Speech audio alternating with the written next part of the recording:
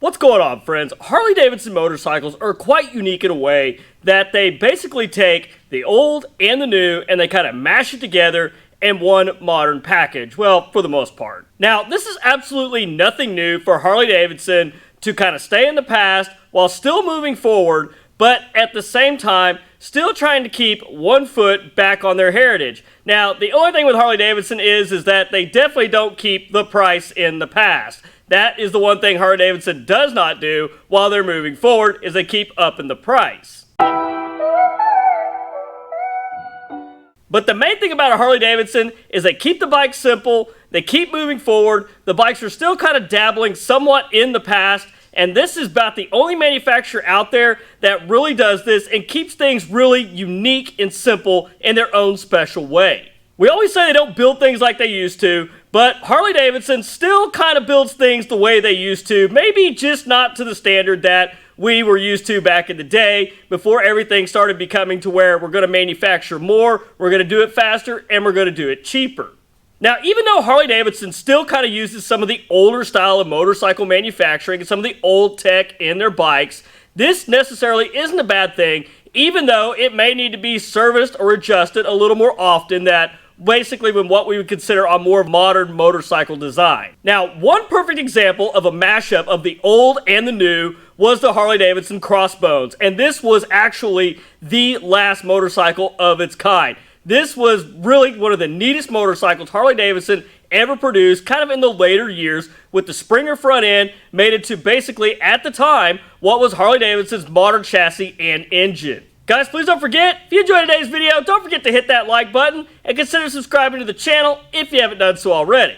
Now, the Springer front end has all but disappeared from Harley-Davidson's lineup, and honestly, guys, I don't see that coming back anytime soon, which really made the Crossbones the absolute last of its kind with the Springer front end up until this point. This was a neat bike for its time because it was on the previous softail generation, but it also had that older style Springer front end on it, so you were basically getting, at the time, what was a modern bike with a 96B engine, but they really went old school on it, putting a Springer front end, and it was actually mated to the modern softail chassis. Not the one we have now, but the older softail chassis, which honestly wasn't a bad chassis at all. Now, the Crossbones wasn't with us very long. The bike was only around for about 4 years, from basically 2008 to 2012, and then it kind of went the wayside, and unfortunately, that bike never did get the 103 engine, which I would have loved to have seen in it. Now, this bike was a complete classic mashup to a new modern motorcycle with fuel injection, 96 engine. Now, whether that's a good or a bad thing, I'm going to totally leave that up to you, because some people love the Springer front ends, some people absolutely hated one. It is a different ride, but if you ever rode one, there's just some nostalgia about it that you just can't get with anything else. Now, what the Crossbones did, this was such a big step in this old meets the new versus kind of what Harley-Davidson is doing today with the Icons collection. I love the Icons collections. I think it's a neat concept, but basically all it is a modern motorcycle that's just painted up in the old school colors with the old style seat on it. Now, as I mentioned, the Crossbones was not the first time Harley-Davidson did a Springer front end on one of their more modern bikes, but I hate to say it, I really do believe this is going to be the last time we ever see it. As cool as it would be to see the Springer front end come back today on one of these new modern chassis, I would love to see that, but I don't really know if anybody's going to be interested in it, as most people are trying to move forward and get on more modern machinery. Now, even though the Springer front end may be gone, there's a lot of old school qualities about Harley-Davidson motorcycles that are still with us today. And honestly, a lot of these old school qualities on these bikes, these have a lot of benefits for us as consumers, especially if you work on your own motorcycle. Now, the Dyna line may be gone, the Evolution Sportster series may be gone, and we're basically stuck with what is now the more modern softail motorcycle with the monoshock. Same thing with the Sportster line, all new chassis, complete new motorcycle, nothing like the old school bikes. But the old school bikes are still kind of with us in a sense in the touring line with the dual shock rear suspension. So kind of sort of in my mind, the old Dyna and the old Evo, they're still living on today just in the touring line. Now, you can say what you want about this old school feature, the old twin shock rear suspension, but honestly, when it comes to a cruiser or a touring bike, I prefer it personally. Not only that, they're a lot easier to work on. One of the best benefits of having that dual shock rear suspension is that, well, it's virtually maintenance free. And as opposed to a monoshock, if you do want to upgrade your suspension and put something on there that's a little bit more tailored to your riding style, it's a lot easier to swap out. There's a lot less involved in going in and doing 2 bolts on each shock versus trying to dig a monoshock out of the middle of the frame. When it comes to the monoshock, yeah, they're great, yeah, they're modern, yes, they handle really good, they ride really well, but my gosh, there's so much stuff to pull off of there just to dig down to it. Now, you take that even on a touring bike, worst thing you got to do is remove the bags. And honestly, that's not nearly as hard as disassembling half of the motorcycle to get to the rear suspension. One of the crazy things about the dual rear shock setup is that honestly, when you're looking at aftermarket suspension, in a lot of cases, a high-performance dual rear shock setup is actually cheaper than one high-performance mono shock. How that is, why that is, don't ask me, I don't manufacture them, but I think it's absolutely ridiculous that you could go buy a pair of shocks versus one mono shock and it'd actually be cheaper. Now, I do see Harley-Davidson in the future possibly moving to a completely redesigned touring frame, and the issue with that is we're probably going to end up seeing a monoshock. Now, hopefully the monoshock on these new touring bikes isn't going to be something that you're going to really need to upgrade. Who knows? Harley-Davidson may come out with the absolute legend-style quality monoshock for these bikes, but I highly doubt it. But if they do, let's hope it's not super difficult to remove and change and upgrade if you were to decide to do so.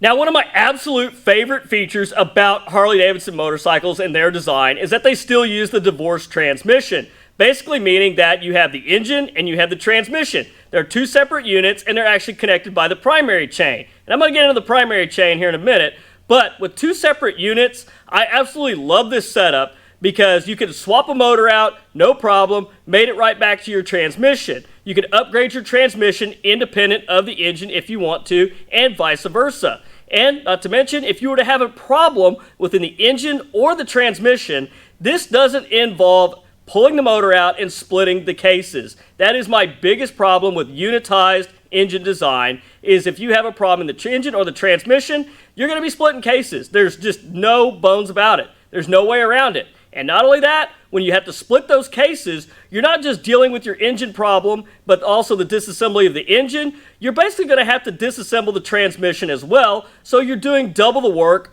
On a Harley-Davidson, fortunately, you don't have that issue with it being 2 separate units. Now, yes, I know with Harley-Davidson having a primary chain in there, that is a very old design. Everybody these days has moved to the gear-driven primaries.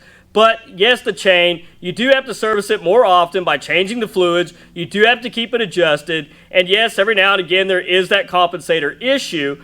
But to me, that is a small price to pay versus having to disassemble an entire engine for a simple issue, whether it be within the engine or the transmission. Because if I got to rebuild a motor and put a new crank in it, and I don't want to have to split the cases and then deal with the transmission all at the same time while I'm dealing with an engine problem or with that transmission problem. Now, yes, Harley-Davidson moving forward with the Revolution Max engine, having the liquid cooling, having the overhead cams, these are unitized engine designs, which basically, as I mentioned, if you ever had an issue with that, the whole thing's got to come apart. You're not only dealing with an engine, you're dealing with a transmission at the same time. There's no way around that. You're basically stuck having to tackle both of them at the same time.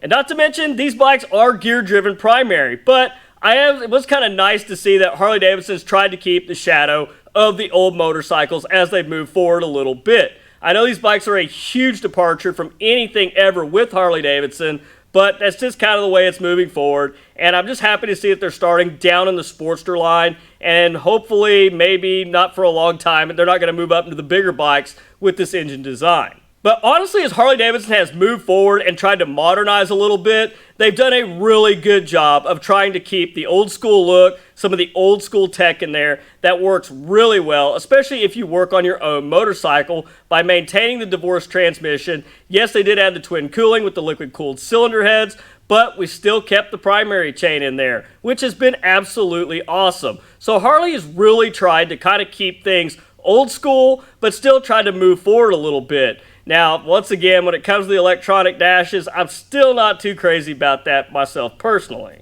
What I would love to see Harley-Davidson do, at least just one last time, would be put a Springer front end on one of the modern softail chassis with the new monoshock design in it. That would probably be one of the neatest setups ever out there. We had a softail that had the Springer on it with the Evo engine. We had a Springer with the softail with the twin cam engine, but we are yet to see a Springer front end when it comes to the Milwaukee 8 engine. That right there is something I do believe that needs to happen from Harley-Davidson. But guys, I want your opinions on the Springer front end. Do you think Harley-Davidson should bring that back? Do you think they should put that on the new softail chassis with the Milwaukee 8 engine? What are you guys' opinions on that? And also, guys, I do want to know, if you own a Springer, what are your thoughts and opinions on it? Do you love it? Do you hate it? Have you had a lot of problems in it? What's the difference in riding that, in your opinion, versus riding a bike with the new conventional fork design? But anyhow, guys, that's all I've got for you this week. If you guys enjoyed the video, don't forget to hit that like button and consider subscribing to the channel if you haven't done so already. But till next week, guys, you stay safe on the streets, ride smart, dodge those cars, and I'll catch you guys back here next week with a brand new video. Thanks for watching.